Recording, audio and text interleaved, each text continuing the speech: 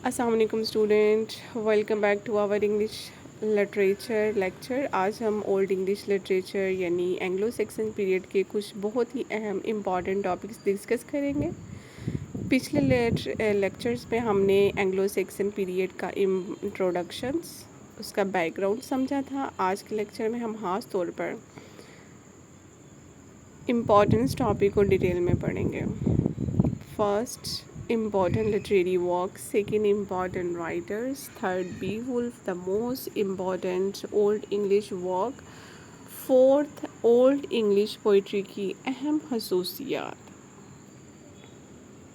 आखिर में हम एग्ज़ाम टाइमलाइन और इम्पोर्टेंट एग्ज़ाम पॉइंट्स को रिवाइज करेंगे। अगर आप इंग्लिश लिटरेचर के स्टूडेंट्स हैं, खास तौर पर यूनिवर्सिटी एग्ज़ाम्स, CSSP, PSC या फिर कम्पिटिटिव एग्ज़ाम्स की प्रिपरेशन कर रहे हैं, तो ये लेक्चर आपके लिए बहुत इम्पॉर्टेंट है।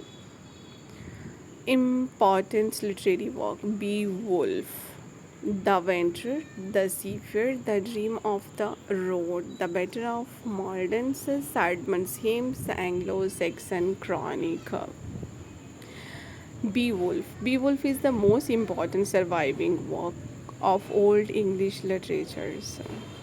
यानी कि ओल्ड इंग्लिश लिटरेचर का सबसे अहम और महफूज रह जाने वाला लिटरेरी वर्क बी वुल्फ है। ये एक हीरोइक एपिक पोइम है। बी वुल्फ के अलावा और भी इम्पॉर्टेंट वर्क हैं जो इस दौर के। First, the venture. वेंडर एक ओल्ड इंग्लिश एलिजी है। इस पोएम में एक ऐसे शख्स की हालत बयान की जो अपने लॉर्ड, कंपेनियंस, होमलैंड से महरूम हो चुका है। उसमें लॉस, एग्जाइल, लॉनलेस और ट्रांसेंस ऑफ लाइफ जैसे थीम्स मिलते हैं। यानी इंसान की ज़िंदगी में जुदाई, तन्हाई और दुनिया की नापायदारी को बहुत अहमियत दी गई है। द सीफियर्स दूसरा अहम वर्क, ये भी ओल्ड इंग्लिश की एक अहम आलेजिक पोएम है। इसमें एक समुंदर के मुसाफिर की ज़िंदगी है, उसकी मुश्किलात, तन्हाई, स्पिरिचुअल रिफ्लेक्शन को बयान किया गया है। ये पोएम हमें अर्थली लाइफ और स्पिरिचुअल लाइफ के दरमियान एक तल्लुक भी दिखाती है। The dream of the road, ये ओल्ड इंग्लिश की एक बहुत अहम क्रिश्चियन रिलीजियस पोएम है। इस पोएम में नरेटर एक ख्वाब देखता है जिसमें क्रॉस ऑफ क्राइस्ट यानी सलीब उसे दिखाई देती है। ये सेक्रीफाइस क्रिश्चियनिटी पोएम और क्राइस्ट की क्रूसिफिकेशन को पोइटिक अंदाज में पेश करती है। द बेटर ऑफ मार्डन एक हीरोइक पोएम है। इसका तल्लुक एक त्रीही बैटल से है। इस पोएम में करेज, हीरोइज्म, लॉयल्टी एंड ब्रेवरी को नुमाया दिखाया जाता है। ये एंग्लो सेक्सन्स वॉरियर कल्चर को समझने के लिए इम्पॉर्टेंस है।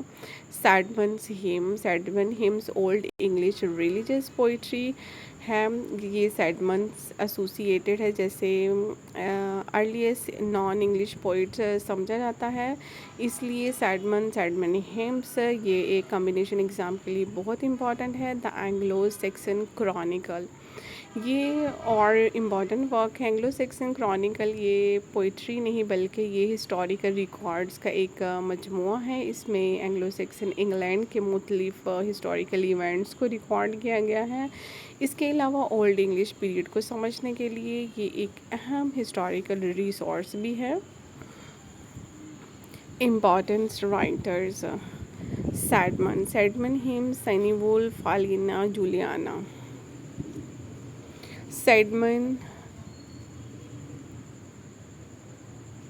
अब हम इस पीरियड के इम्पॉर्टेंट राइटर की तरफ से आते हैं कि ओल्ड इंग्लिश लिटरेचर के बहुत इम्पॉर्टेंट जो राइटर हैं, लेकिन चंद पोइट और लिटरेरी फिगर्स के नाम हमें मालूम है। अब हम तीन बहुत ही important name, Caedmon, Cynewulf, King Alfred the Great. Caedmon सबसे पहले आता है। Caedmon the earliest non English poet है।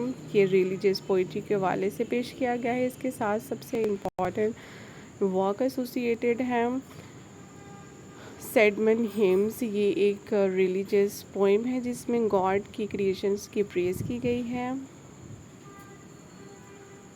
सैनी वुल्फ दूसरा इम्पॉर्टेंट नाम है। सैनी वुल्फ ओल्ड इंग्लिश के फ्यू पोइट में शामिल है जिनका नाम हमें मालूम है। इससे कि रिलीजियस पोइम्स के साथ एसोसिएट किया जाता है। Important work associated with Cynewulf include Elene and Juliana, King Alfred the Great. King Alfred the Great ये किंग नहीं बल्कि सिर्फ एजुकेशन और लर्नर में भी इसका नहायत डेवलपमेंट थी, इम्पॉर्टेंट रोल थे, इसलिए लर्निंग को करेज किया गया। कई इम्पॉर्टेंट वर्क के ट्रांसलेशन प्रोजेक्ट के हवाले हौसला अफजाई की गई। इसका ताल्लुक खासतौर पर एंग्लो सेक्सन प्रॉज की डेवलपमेंट से जुड़ा है। Beowulf the most important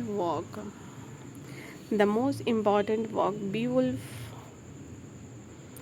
students old English literature की तरफ आते हैं कि इम्पॉर्टेंट जो टॉपिक सबसे ज़्यादा है वो है बीवुल्फ। अगर आप ओल्ड इंग्लिश लिटरेचर पढ़े हैं तो बीवुल्फ को अच्छी तरह समझ लें कि बीवुल्फ जो होता है हीरोइक एपिक पोइम है, यानी ये एक ऐसी लॉन्ग नरेटिव पोइम है जिसमें एक हीरो के एडवेंचर्स और हीरोइक डीड्स को बयान किया जाता है।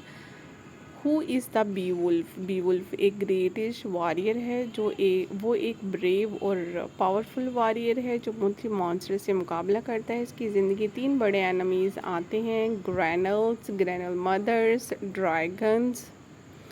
ग्रैनल सबसे पहले बीवुल्फ का मुकाबला ग्रैनर से होता है, उस जो कि डेंजरस मॉन्स्टर एक ग्रैनल में लोगों पर हमला करता है। हेरोड उससे मुकाबला करता है और उसे बीवुल्फ डिफीट करता है। ग्रैनल्स मदर ग्रैनर के बाद बीवुल्फ का मुकाबला ग्रैनर मदर से होता है, वो अपने बेटे की मौत का बदला लेने आती हैं।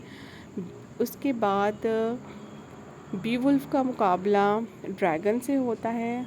बीवुल्फ की ज़िंदगी के आखिरी हिस्से में ड्रैगन से इसका मुकाबला होता है। अब बीवुल्फ एक यंग वॉरियर नहीं बल्कि एक ओल्ड किंग है जो अपनी कौम की हिफाजत के लिए ड्रैगन का मुकाबला करता है। इस बैटल में बीवुल्फ ड्रैगन को डिफीट तो करता है लेकिन खुद भी शदीद ज़ख्मी हो जाता है, आखिरकार मर जाता है।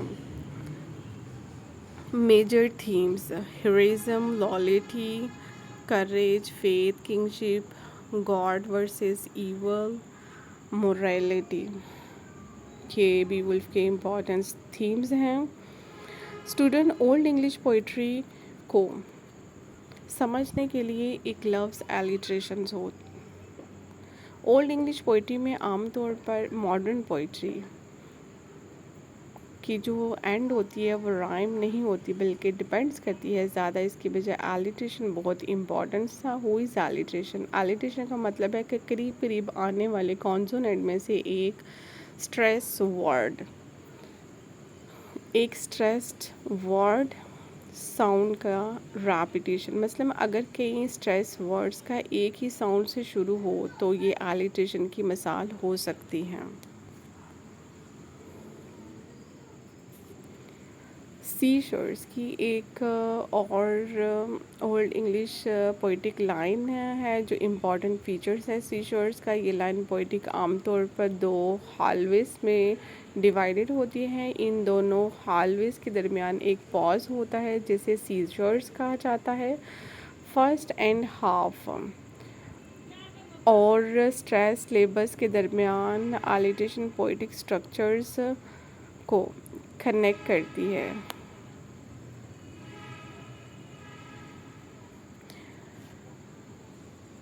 एग्ज़ाम में पार्ट के लिए old English poetry alliteration caesuras. Exam timelines Anglo Saxon पूरे पीरियड।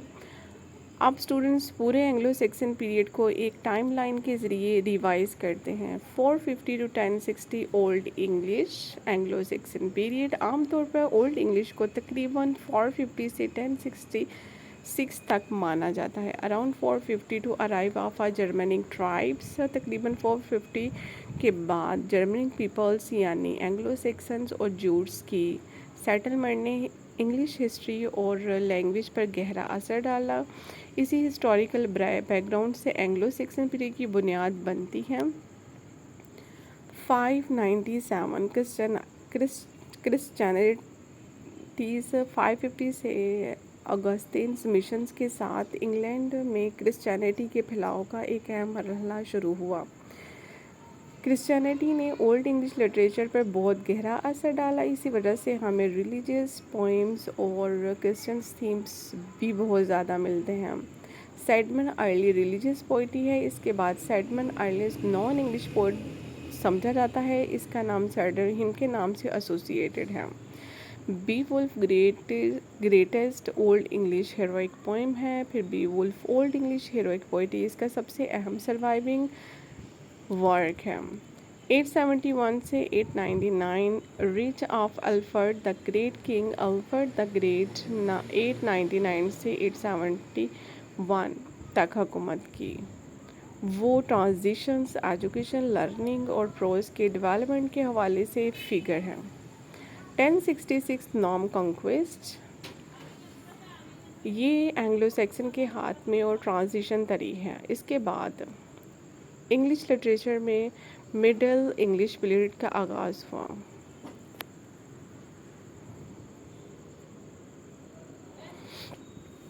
अब आपको हमारा लेक्चर यूज़फुल लगा है तो वीडियो को लाइक करें, चैनल को सब्सक्राइब करें और अपने इंग्लिश लिटरेचर के स्टूडेंट्स और फ्रेंड्स के साथ ज़रूर शेयर करें। अगले लेक्चर में अहम ओल्ड इंग्लिश लिटरेचर्स के मज़ीद इम्पॉर्टेंट टॉपिक्स और MCQs discuss exam oriented MCQs discuss करेंगे। तब तक के लिए अपना बहुत ख्याल रखिए। अल्लाह हाफिज़।